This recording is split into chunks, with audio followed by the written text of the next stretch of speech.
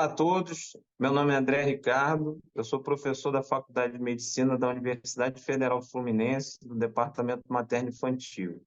Então, hoje a gente vai falar um pouquinho sobre essa onda que a gente está tendo do aumento de casos de dengue aqui no nosso estado e que também está sendo verificada aí em outros locais do Brasil. Então, dar um panorama sobre como é que isso está acontecendo, como é que as coisas têm, esse número tem crescido, o que que a gente pode fazer, quais são as medidas de prevenção, o que que a gente tem para prevenir. Então, a gente vai dar aí um apanhado legal sobre isso e que talvez ajude as pessoas a se conscientizarem sobre esse importante agravo à saúde.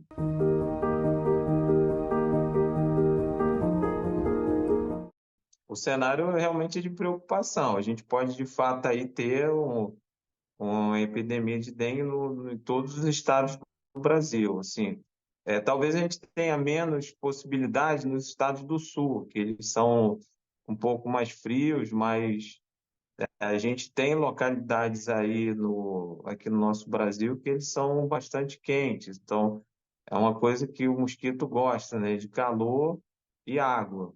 E junto a isso, aí a gente não tem como inferir também, mas a questão do El Niño. El Niño é um fenômeno que tem ocorrido, a gente experimentou aí no final de 2023 ondas de calor intensas no Brasil como um todo, e isso alterando essa dinâmica e gerando essa possibilidade aí da gente ter casos em locais que usualmente não tem. Então, somado a isso, alguns estados aqui do Brasil, como por exemplo o Sudeste, eles acabam sendo mais afetados porque é a época das chuvas. Então, você tem a situação aí do calor aliado com a água parada, o aumento das temperaturas, fenômenos climáticos e aquela onda que ocorre a cada 3, 4 anos. Então, você acaba tendo o que a gente chama de tempestade perfeita, condições aí para o vírus se proliferar e atingir um grande número de pessoas.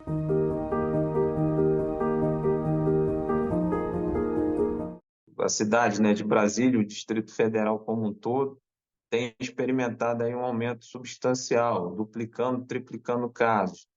O estado do Rio de Janeiro também, um aumento aí de casos substancial, praticamente dobrando e triplicando. São Paulo é outro estado que, apesar de estar numa situação confortável ainda, mas também verificando aumento de casos.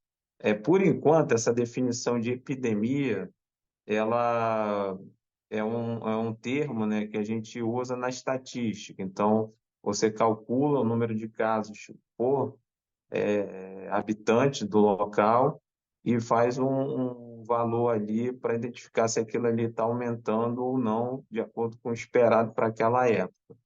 Então, a gente pode ter, por exemplo, epidemias estaduais em determinados estados, ou no Brasil como um todo, ou mais recentemente, como a gente teve com a Covid, que foi uma pandemia, ou seja, epidemia em todos os países do mundo.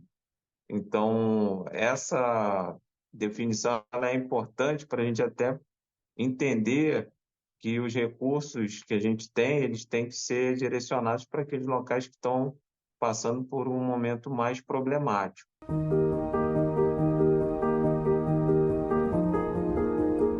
A gente tem as medidas de prevenção que fazem com que o mosquito a gente elimine ou tenda a diminuir o número de criadores do mosquito da dengue.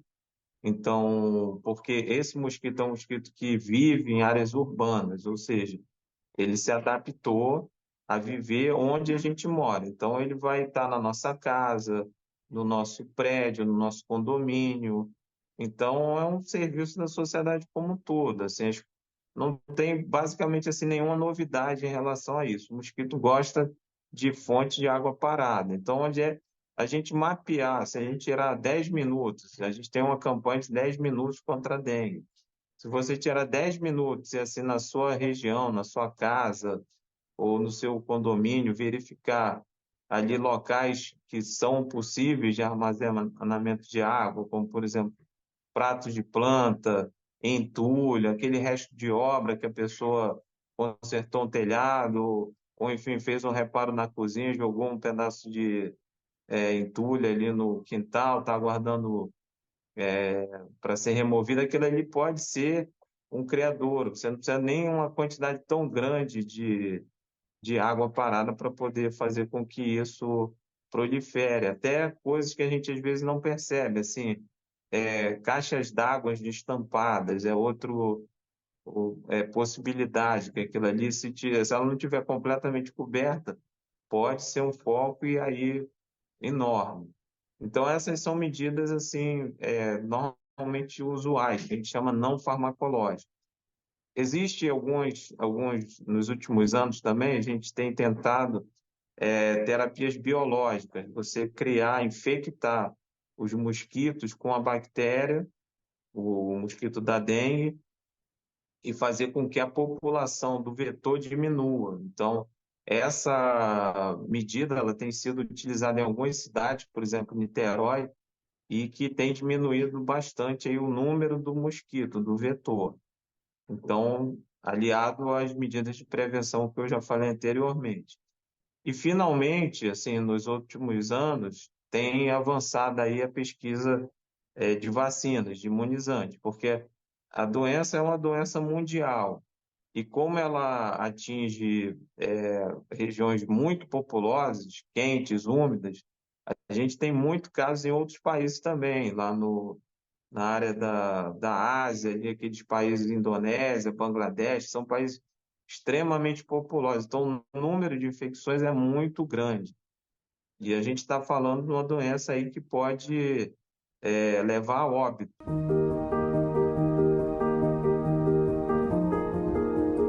Essa vacina que está sendo liberada pelo Ministério da Saúde é uma vacina que já foi testada, já foi avaliada, é um laboratório japonês que está produzindo, só que é um laboratório pequeno, então ele faz com que a gente tenha um quantitativo de doses pequeno, que ela previne contra a hospitalização, contra a dengue sintomática. Então, esse é o intuito da vacina, dá em torno de aí 90% de eficácia para essa prevenção. Isso foi estudado, essa análise foi estudada até um ano e meio depois. Então, esse valor que eu falei é referente a esse quantitativo de tempo estudado. E a vacina, ela também pega o sorotipo que está rodando muito aqui no Brasil, que é o tipo 1.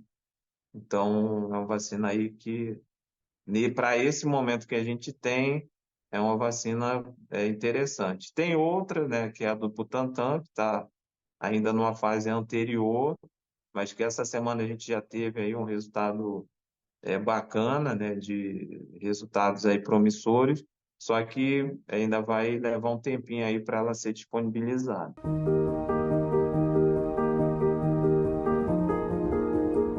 Não adianta assim você privilegiar só uma ação. Ah, vamos vacinar todo mundo e tal, porque na realidade o mosquito ele vive entre nós. Então, além a gente coloca uma parcela também na população, né, na comunidade, mas a gente também tem a questão dos governantes, que a gente tem prédios públicos, depósitos, locais que são abandonados. Então, é parte também do governante zelar por esse bem comum, que às vezes você cuida da sua casa, mas do lado, no muro do lado, tem um depósito de carro abandonado que é criador de mosquito. Então, a pessoa acaba não, assim, sendo meio que enxugando gelo, né? Então, tem que ser uma ação realmente aí coordenada, incluindo as medidas de prevenção, as medidas biológicas e também vacinando aí todo mundo que for possível para a faixa etária que foi destinada aí o imunizante.